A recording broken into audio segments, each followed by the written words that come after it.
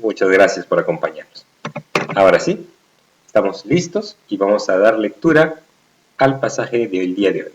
Estamos en el Evangelio de Mateo, capítulo 5, versículo 14 hasta el 16. Dice así el texto. Vosotros sois la luz del mundo. Una ciudad asentada sobre un monte no se puede esconder. Ni se enciende una luz y se pone debajo de un almud, sino sobre el candelero, y alumbra a todos los que están en casa. Así alumbre vuestra luz delante de los hombres, para que vean vuestras buenas obras y glorifiquen a vuestro Padre que está en los cielos. Como ustedes saben, para entender la Escritura no es un tema netamente intelectual, no es cuánto yo sé o cuánto he leído o cuánto he escuchado para poder entender el texto. Más aún, sabiendo que este es un libro espiritual, un libro que va a guiar nuestras vidas, nuestra actitud siempre tiene que ser de humildad y reverencia a Dios, ¿no? Tenemos que acercarnos a Dios y decirle, Señor, háblanos, por favor, ¿no? Muéstranos lo que tú quieres enseñarnos. Y para esto vamos a orar. Le vamos a decir a Dios con nuestras palabras, con la sencillez que podamos tener y decirle, Señor, queremos aprender. Cerramos nuestros ojos para no distraernos. Muchas gracias, Señor, por esta noche. Gracias por esta oportunidad nuevamente de reunirnos a través de este medio y poder escuchar acerca de tu palabra. Hoy día, Señor, queremos descubrir más de lo que tú nos enseñas acerca de la luz, Padre Santo. Oh, mi Dios, tantas cosas que hay que aprender en la Biblia y a veces, Señor, no le damos el tiempo. A veces, Señor, estamos tan aturdidos, tan cansados. Danos estos minutos, Señor, para dedicarlos a ti y aprender de tu palabra. Muchas gracias, Señor. En el nombre de Jesús. Amén. Muy bien, comenzamos entonces una lectura más pausada para poder ir conversando acerca de lo que nos dice el texto. Seguimos en Mateo capítulo 5, versículo 14. Dice así. Vosotros sois la luz del mundo. Una ciudad asentada sobre un monte no se puede esconder. Ni se enciende una luz y se pone debajo de un almud, sino sobre el candelero, y alumbra a todos los que están en casa. Así alumbre vuestra luz delante de los hombres, para que vean vuestras buenas obras y glorifiquen a vuestro Padre que está en los cielos. Entonces, cuando nos acercamos al texto, nos vamos a dar cuenta de que tenemos varias cosas, varias partes. La primera parte principal es una frase inicial que dice, vosotros sois la luz del mundo, ¿no? Es una declaración directa de Jesús. Jesús está hablando, esto está en el contexto, lo que se conoce como el Sermón del Monte, es un sermón muy famoso de Jesús, muy conocido, y allí Jesús está planteando claramente cómo va a ser las reglas, el gobierno, y cómo va a ser la ética y el estilo de vida del cristiano. Y parte de toda esta declaración, parte de todo este mensaje, comienza con esta frase, diciendo, vosotros sois la luz del mundo. Entonces, cuando lanza un comentario de este tipo, lanza una frase de este tipo, uno a veces pierde de vista el impacto de esta palabra, ¿no? Y es importante descubrir que esta palabra Jesús la utiliza en otros contextos también, en otros momentos, y él se la atribuye a sí mismo, ¿no? Jesús, en el Evangelio de Juan, él claramente dice, yo soy la luz del mundo, ¿no? Jesús se autodenomina la luz del mundo. Y cuando Jesús lo utiliza para sí mismo, esta frase, yo soy la luz del mundo, pues nosotros fácilmente podemos asentir y darle la razón, sí, Jesús, tú eres la luz del mundo, ¿no? Sí, el Señor, tú tienes el conocimiento, tú tienes este mensaje de salvación, tú tienes el poder, tú eres la luz del mundo. Y todos estamos de acuerdo, ¿no? Hasta personas que quizás no frecuenten mucho en iglesias, si escuchan esta frase acerca de Jesús, que él se llama a sí mismo la luz del mundo, nosotros aplaudimos y decimos, es cierto, Jesús es la luz del mundo. Sin embargo, en este pasaje, en esta frase, en este momento del discurso de Jesús, Jesús está cambiando la figura, ¿no? Porque él no está diciendo de sí mismo, yo soy la luz del mundo. Lo que él está diciendo en este texto es, vosotros sois la luz del mundo. Entonces, allí está cambiando ya, ¿no? Y de pronto uno, si estuviese en ese momento, y quién sabe, estuviese allí un gran rabino, un gran maestro, ¿no? De esos muy preparados, muy estudiosos, muy fieles y religiosos, y Jesús se refiriese a esta persona y le dijera, tú eres la luz del mundo, nosotros también daríamos una razón, sí, pues esta persona con su conocimiento, con su ética, con su ejemplo, es una luz. Sin embargo, debemos darnos cuenta que Jesús está hablando a ¿quiénes? A sus seguidores, ¿no? ¿Correcto? Y eso lo vemos en el versículo 1 del capítulo 5, que estamos leyendo, cuando está hablando del sermón del monte. Dice aquí: viendo la multitud, subió al monte, y sentándose vinieron a él sus discípulos. Entonces uno se comienza a analizar y pensar, ¿no? Sus discípulos, sí, sus discípulos, ¿quiénes eran? Pues ahí teníamos pescadores. ¿Qué más teníamos? Cobradores de impuestos, estos publicanos tan odiados, ¿no? Teníamos guerrilleros, ¿no? Los cananistas, los celotes, ahí estaban, ¿no? Entonces teníamos un grupo de personas que de alguna manera uno podría decir, a ellos Jesús le está diciendo la luz del mundo.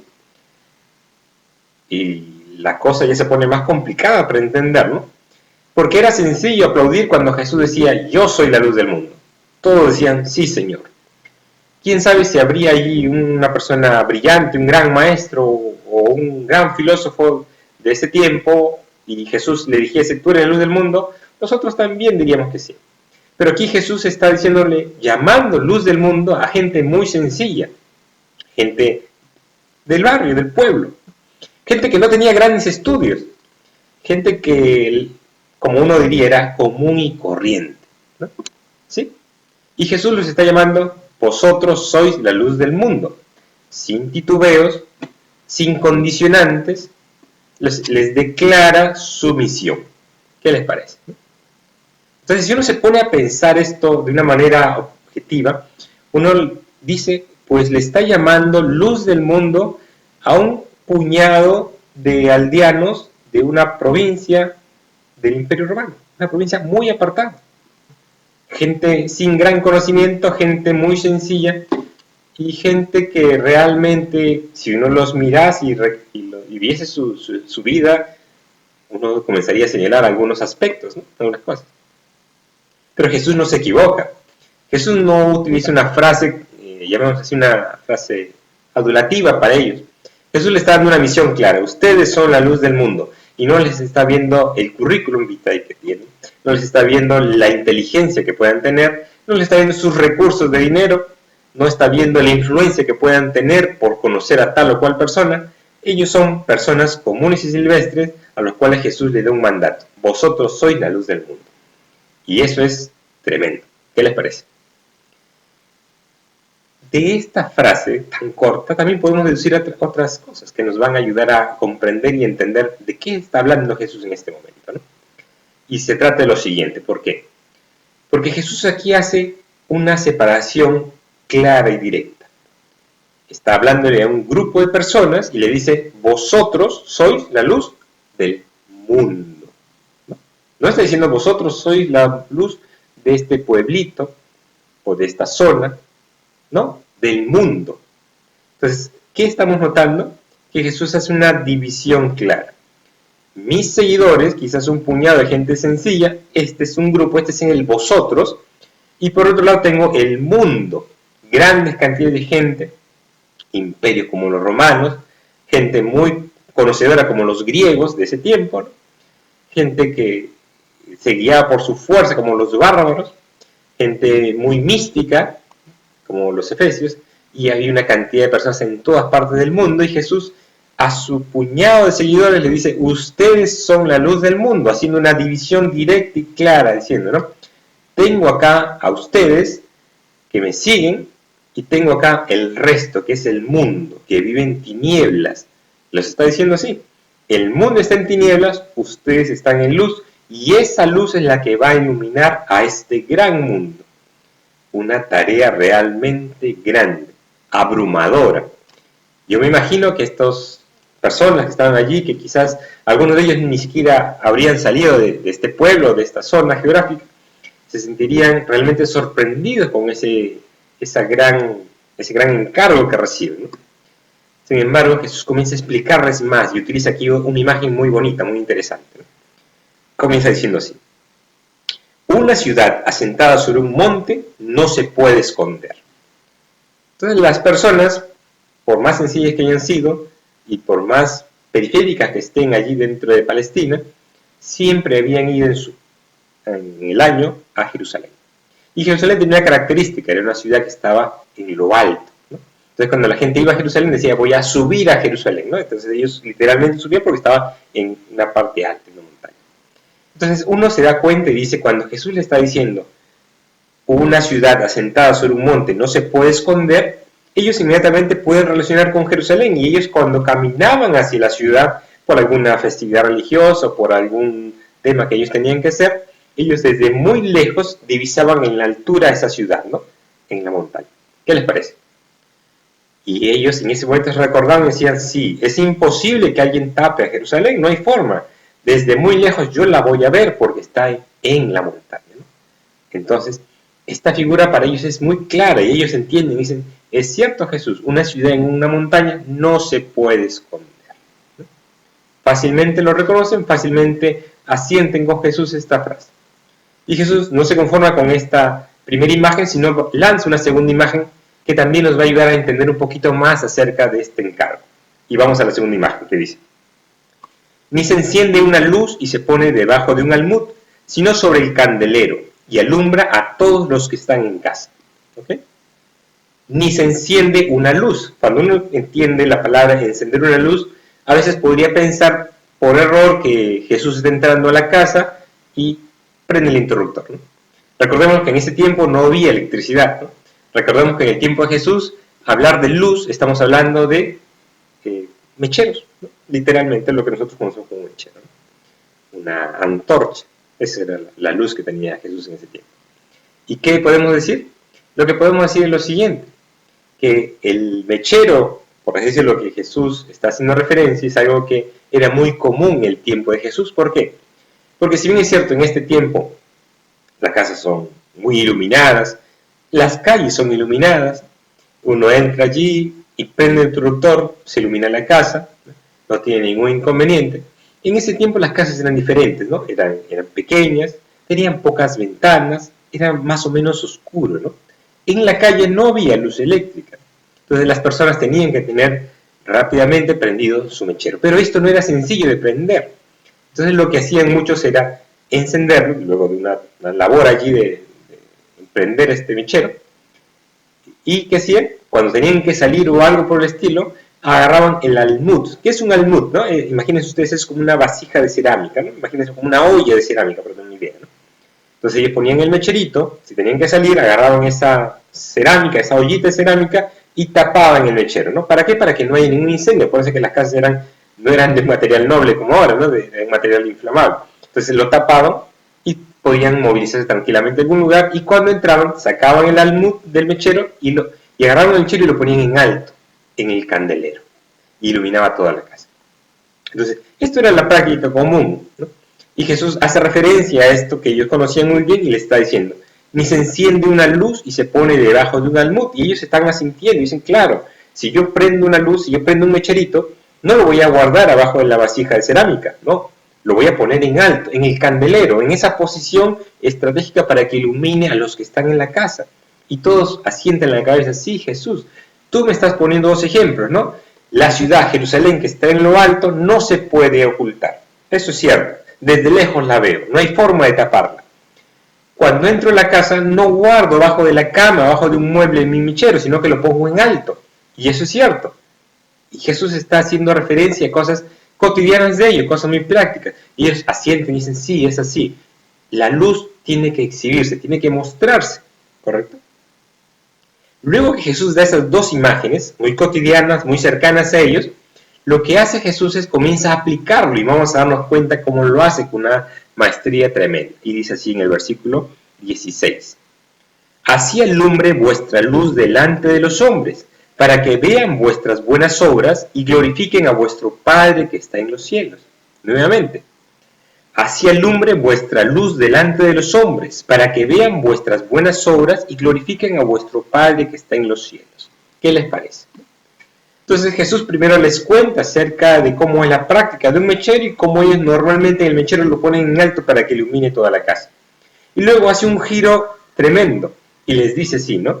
Así, en la forma como ustedes ponen ese mechero en alto para que dentro de la casa sea iluminado, en esa forma Jesús está poniendo, Jesús, les está poniendo a ellos, a sus discípulos, como ese mechero, ¿para qué? Para que su luz de ellos alumbre delante de los hombres, y para que estos hombres, la gente, los vecinos, los contemporáneos de Jesús, vean, no dice escuchen, sino dice vean sus buenas obras, y ¿qué van a hacer? Glorifiquen a vuestro Padre que está en los cielos, ¿ok? Entonces aquí vamos a comenzar a explicar un poquito esto porque es muy interesante, ¿no? Lo que le está diciendo Jesús allí a las personas es, miren, ustedes son mis discípulos, y ustedes son discípulos no para estar escondidos, no para callar, no para simplemente pasar desapercibidos, sino yo los voy a poner, Jesús está diciendo, yo los voy a poner como ese mechero, lo voy a poner en alto, ¿para qué? Para que la gente que está a su alrededor, para que su familia que está ahí en la casa, para que sus vecinos que están en su barrio, para que sus compañeros de trabajo que frecuentan con él día de la semana, compañeros de estudio que están en el centro de estudio, los vean ustedes y vean las buenas obras que ustedes hacen. ¿Y qué va a pasar? Y glorifiquen al Padre, ¿no? ¿Por qué? Porque a veces nosotros, en vez de transmitir buenas obras o buena práctica, lo que nos llenamos es de conocimiento intelectual, bueno, necesario, pero nos llenamos de conocimiento.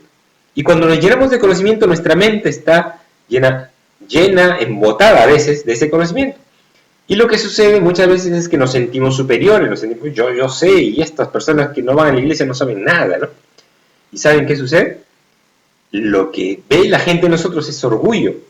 Lo que ve en nosotros no es buenas obras, sino es conocimiento, sí, pero ¿que sirve para qué? Para que nos glorifiquen a nosotros y nos digan, este hombre, ¿cómo sabe, no? ¿Cómo sabe? Pero el mensaje de Jesús no es eso. El mensaje de Jesús dice, si es necesario, no me hables mucho. Habla con tus obras y que sean buenas obras y que la gente vea esas buenas obras y que haga, glorifique a ti, no, glorifique al Padre. ¿Qué les parece? Esa es la filosofía de Jesús, ¿no? Él prende mecheros, Él enciende vidas, Él transforma vidas, ¿para qué? Para que sean esos mecheros que iluminen en la casa, en el trabajo, en el centro de estudio, donde se mueva. Y esta persona transmita buenas obras, y esas buenas obras no sirvan para jactancia personal, no es para vanagloria propia, sino para que la gente mire eso y diga, este hombre ha cambiado. Él antes era así, él antes era un borracho, él antes era un ladrón, él antes era un ocioso, él antes era tal o cual cosa. Hoy lo veo diferente, hoy ha cambiado, hoy muestra buenas obras. Entonces ellos que dicen, Dios lo cambió, y glorifican a Dios. ¿Qué les parece? ¿Está mostrándonos Jesús el plan, el proyecto que tiene para nosotros? Por supuesto que sí. Sin embargo, hay más cosas allí que vamos a ir descubriendo y yo les voy a pedir que me ayuden a poder ir conociendo algunos pasajes paralelos porque nos van a ayudar a comprender más esto, ¿no? ¿Qué es un pasaje paralelo en la Biblia? Como ustedes saben, nosotros tenemos en la Biblia diferentes evangelios, ¿no? El Evangelio de Mateo, Marcos, Lucas, Juan. Y muchas veces algunos episodios que están en Mateo, como este caso, la luz del mundo, también está en otro evangelio, como en el Evangelio de Marcos. Y usted lo puede buscar porque en su Biblia también está la cita. Busque por favor el Evangelio de Marcos, capítulo 4, versículo 21. Entonces, ¿qué es lo que hacemos? Avanzamos un poquito, de Mateo nos vamos hasta Marcos. Es poco lo que tenemos que avanzar realmente. ¿Listo? Estamos en capítulo 4, versículo 21. Vamos a leer del versículo 21 hasta el versículo 22. Le leo. También les dijo, Jesús está hablando, ¿no? ¿Acaso se trae la luz para ponerla debajo del almud o debajo de la cama? ¿No es para ponerla en el candelero? Muy parecido a lo que leímos en Mateo, ¿no? Ahora vean un punto que complementa nuestra lectura. Dice en el versículo 22. Porque no hay nada oculto que no haya de ser manifestado, ni escondido que no haya de salir a la luz. ¿Qué les parece? Este pasaje paralelo nos va a ayudar a ir complementando la idea y qué es lo que Jesús está tratando de enseñar. Dice aquí, porque no hay nada oculto que no haya de ser manifestado, ni escondido que no haya de salir a luz. ¿Ok? Entonces les está hablando a discípulos, a personas que han decidido seguirle, y les está diciendo, ¿sabes qué? Tú tienes una misión, eres luz en el mundo, ¿correcto? Y esa luz se va a manifestar con tus buenas obras. Y muchas veces en ese momento las personas dicen, sí, yo hago cosas buenas, ¿no? Pero dentro de sí, dentro de su corazón, entienden y saben de que también hacen cosas malas, ¿no? Y esas cosas malas muchas veces están en secreto. Y creemos nosotros, nos engañamos nosotros, que eso queda así, en secreto siempre. Pero el texto en Marcos 4:22 es muy claro. ¿Y qué es el mensaje que nos dice? Nos dice que eso que está oculto, eso que pensamos que nadie se ha enterado, que nadie lo va a saber, que nosotros lo manejamos bien, que tenemos la capacidad, la inteligencia y los recursos, ¿sabes qué dice Jesús? Porque no hay nada oculto que no haya de ser manifestado, ni escondido que no haya de salir a luz. Eso es lo que nos dice. Si tú lo crees o no lo crees, va a depender mucho de cómo está tu corazón. Lo que Jesús me dice claramente es que no pretendamos engañar a Dios. La Biblia nos habla y nos advierte, ¿no? No os engañéis, Dios no puede ser burlado. Todo lo que el hombre siembra, eso lo va a cosechar. Y todo lo que nosotros hagamos, por más que lo hagamos a ocultas o lo hagamos aunque nadie se entere, la Biblia dice que se va a manifestar. Entonces, yo tengo que entender como cristiano que tengo la responsabilidad, el llamado de Dios de ser luz en el mundo. Y que tengo que proyectar, tengo que mostrar a la gente buenas obras. Y que debo entender, como me advierte en este pasaje, de que lo que yo haga o lo que yo entienda que haga ocultas, en secreto, que nadie se entera, va a salir a luz. Y eso va a ser manifiesto. Y lo dice Jesús. Y tengo que quererlo. Y tengo que acomodar mi vida de acuerdo a lo que Él me enseña. Tengo que ser luz, no solamente en apariencia, sino en realidad. Porque si no estoy haciendo íntegramente en luz, lo que va a pasar es que esas cosas malas, ocultas, que yo creo que nadie se entera, va a salir de manifiesto. Y cuando sale manifiesto, realmente causa mucho dolor. Pero el texto sigue y vamos a ver otro pasaje paralelo que nos va a ayudar a entender aún más acerca de los alcances de lo que significa ser la luz. Y para eso vamos al Evangelio de Lucas, Lucas capítulo 8, versículo 16. Avanzamos un poquito de más, vamos en Marcos, Lucas capítulo 8, versículo 16. Comenzamos del 16 al 18, dice así. Nadie que enciende una luz la cubre con una vasija, ni la pone debajo de la cama, sino que la pone en un candelero, para que los que entran vean la luz.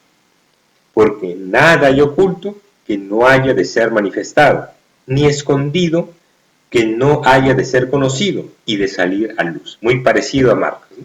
Pero acá añade otro punto más que es importante, dice aquí, versículo 18.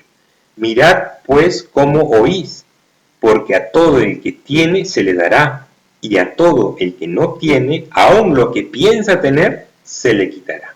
¿Ok? Un poco complejo, ¿no? Vamos a leerlo otra vez para tratar de entender esta frase que Jesús la utiliza en otros pasajes también, pero que acá lo clarifica bastante. Dice así, mirad pues, como dice, atento, atento, como oís, porque a todo el que tiene se le dará, y a todo el que no tiene, aun lo que piensa tener, se le quitará. ¿Qué le parece? Muy bien.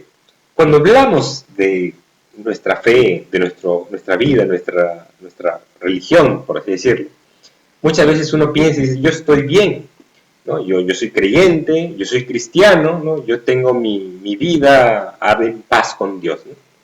Y ¿saben qué? El texto es claro, me dice, y mirad pues como oís, porque todo el que tiene, al que tiene se le dará, o sea, al que tiene fe, al que tiene ese deseo de obedecer, de crecer en Dios, de aprender, ¿qué dice Jesús? Te voy a dar más, ¿correcto? Entonces eso es algo de aliento, de esperanza, porque si yo tengo en sencillez, yo voy ante Dios y digo, yo quiero aprender, Señor, yo quiero obedecer, yo quiero cambiar mi vida, aquí me dice que me va a dar más, ¿correcto? Sin embargo, si mi actitud es diferente, porque dice, y a todo el que no tiene, aun lo que piensa tener, se le quitará. Entonces, hay casos, personas que sienten como que están bien, que no necesitan más de Dios, que con la religión que tienen o con la práctica que tienen es suficiente. Eso es lo que nosotros pensamos tener. Pero Jesús, ¿qué me dice? Que no tenemos, sino que pensamos tener. Y a estas personas, ¿qué va a pasar? Aún lo que piensan tener se le quitará.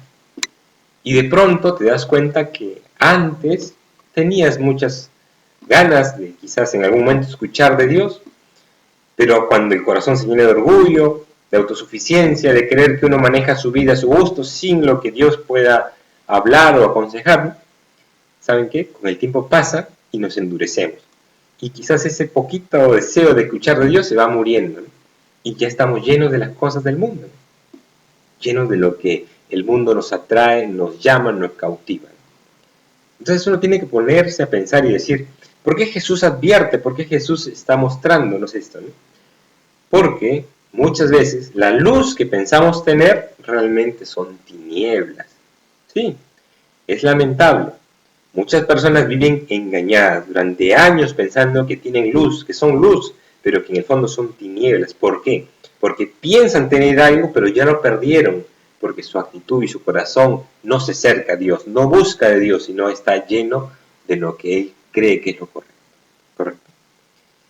Volvamos al texto. Mateo capítulo 5, en el versículo 14. Dice así: vosotros sois la luz del mundo. Cuando dice vosotros sois la luz del mundo, dijimos que está separando, ¿no? Un grupo, sus seguidores, que son personas que tienen una misión clara de ser la luz, y el gran resto, el mundo. Y uno se pone a pensar y dice, ¿y es que el mundo necesita esa luz? Sí. Entonces, ¿eso quiere decir que el mundo vive en oscuridad? Sí, el mundo vive en oscuridad. Lamentable, pero es así. ¿Qué nos dice la Biblia del mundo? ¿Qué nos dice la Biblia de la situación actual? Vamos a buscar el libro de Romanos. Avanza usted, Mateo, Marcos, Lucas, Juan, Hechos, sigue avanzando lentamente, no se preocupe. Y es una secuencia de libros que están ahí muy juntos. Y va avanzando un poquito más. Avanza Hechos, tiene hasta 28 capítulos y inmediatamente sigue el libro de Romanos. Vamos al libro de Romanos, capítulo 1, versículo 28. Aquí nos está describiendo cómo es el mundo y uno tiene que tener claro esto. Dice aquí. Romanos, capítulo 1, versículo 28. Está hablando del hombre, de los deseos que tiene el hombre, la actitud que tiene el hombre y el rechazo que hace el hombre hacia Dios. Y como consecuencia viene esto. Versículo 28. Y como ellos no aprobaron tener en cuenta a Dios, Dios los entregó a una mente reprobada, para hacer cosas que no convienen, estando atestados de toda injusticia, fornicación, perversidad, avaricia, maldad, llenos de envidia, homicidios, contiendas, engaños, malignidades, murmuradores, detractores, aborrecedores de Dios, injuriosos, soberbios, altivos, inventores de males, desobedientes a los padres, necios, desleales, sin afecto natural, implacables, sin misericordia. ¿Qué les parece esta lista? Uno podría pensar y decir, bueno, estas personas deberían estar en la cárcel, estas personas seguramente son de tal o cual penal.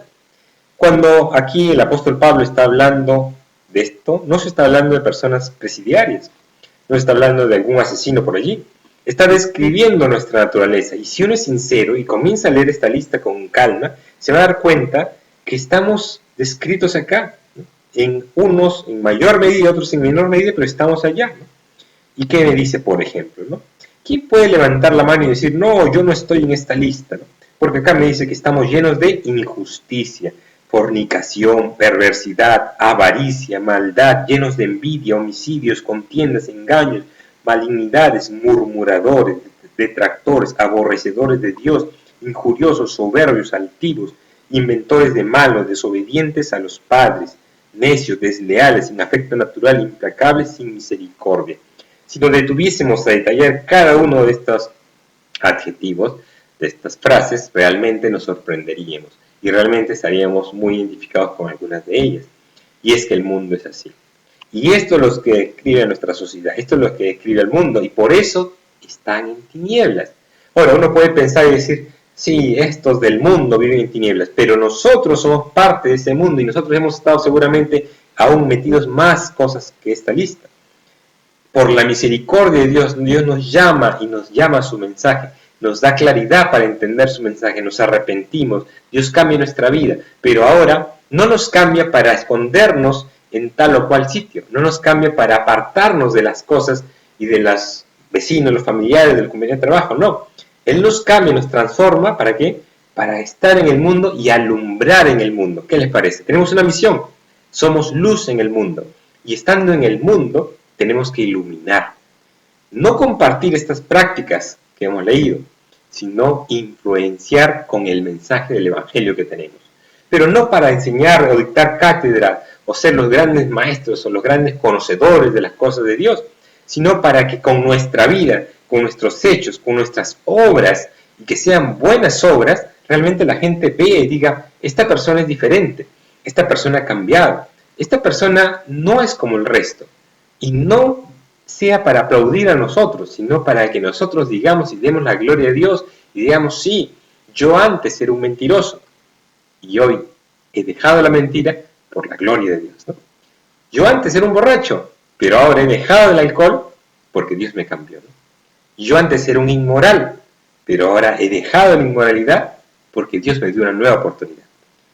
Es decir, nuestra vida ha cambiado, nuestra vida ha experimentado esa salvación, pero eso es para la gloria de Dios. Y ese testimonio, ese ejemplo, ese estilo de vida nuevo tiene que reflejarse en todo sitio donde estemos. Tenemos que iluminar, tenemos que ser esa luz del mundo.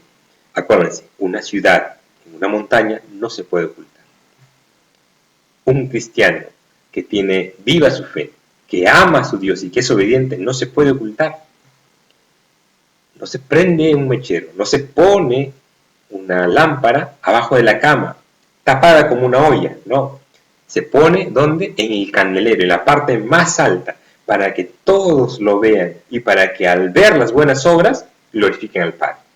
¿Qué les parece? Nuestra vida tiene propósito. No estamos aquí simplemente para acomodarnos, sentarnos y ver cómo el mundo se pierde, no. Dios nos llama del mundo por su misericordia, nos da una misión y nos envía a ese mundo. Y en ese mundo donde usted se encuentre, dentro de su familia, dentro de su barrio, dentro de su centro de trabajo, dentro de su centro de estudio, allí tiene que iluminar, allí tiene que mostrar sus buenas obras. Allí, quién sabe, no va a poder predicar o hablar, pero sí con su estilo de vida, un estilo de vida guiado por la palabra de Dios, la gente va a mirar y va a decir, esta persona es diferente. Y tiene que dar la gloria a Dios porque sabe que por nosotros no podemos cambiar, ¿no?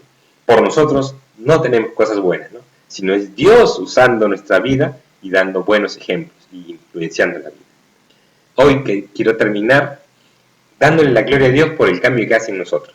Y tenemos que orar y decirle, Señor, ayúdenos a que ese cambio que tenemos en nuestra vida se transmita a las personas y que podamos ser esa luz en el mundo, ¿no? Sí, personas sencillas, comunes y corrientes, como yo, como cualquiera de persona, que quizás no tienen grandes cosas que presentar ante el mundo, pero tenemos este mensaje y con este mensaje es suficiente para dar esa luz en el mundo. Como hemos leído en el libro de Romanos, el mundo está perdido, apartado de Dios. Como no quiso tener en cuenta a Dios, Dios los dejó que sigan su mal corazón. Y lo que vemos en el mundo, lo que puede ver usted en el noticiero, está lleno de lo que este mundo es y lo que nosotros mismos muchas veces hacíamos o alentábamos antes. Hoy Dios nos ha llamado, nos ha cambiado, pero no para mirar desde un balcón a la gente y criticarla y decir cómo es este mundo de malo, sino para estar en medio de ese mundo iluminando y dando ejemplo. No porque seamos buenos o mejores, sino porque Dios nos ha cambiado. Vamos a orar. Gracias, Señor, por esta oportunidad de estar reunidos. Gracias por este medio de poder comunicarnos. Gracias, Señor, porque hoy podemos decir que somos la luz del mundo.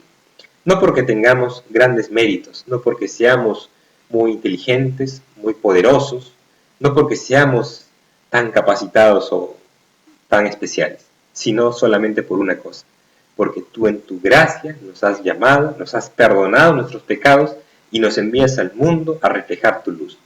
Hoy queremos decirte, Señor, que somos la luz del mundo por tu misericordia. Ayúdanos a ser de ejemplo, ayúdanos a ser de inspiración, ayúdanos a mostrar buenas obras a nuestra gente que está alrededor, nuestro prójimo, Señor, y que no lo hagamos para vanagloria propia, sino para darte la gloria a ti, porque lo bueno que tenemos en nuestras vidas es lo que viene de ti.